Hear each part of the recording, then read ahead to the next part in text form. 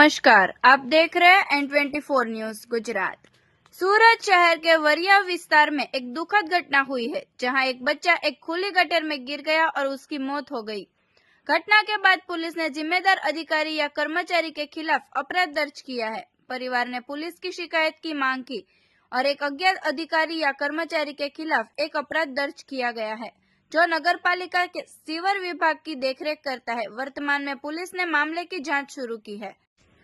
इस संबंध में दोषी ठहराए जाने वाले अधिकारी या कर्मचारी पर मुकदमा चलाया जाएगा। दूसरी ओर पार्थिव शरीर को पीएम पोस्टमार्टम में भेजा गया था और इसी बीच परिवार में शोक और दुख के क्षण समग्र मामले शू फरियाद नोंधवामां आवी छे, कई रीते तपास हाथ धराशे? જે દુઃખદ ઘટના બની એમાં BNS કલમ 105 અને 54 મુજબની ફરિયાદ નોંધવામાં આવી છે સાપરાધ મનુષ્યવધ। એટલે જે પણ ડ્રેનેજ વિભાગના જે પણ જવાબદાર અધિકારી કર્મચારીઓ છે તે વિરુદ્ધ ફરિયાદ નોંધવામાં આવી છે।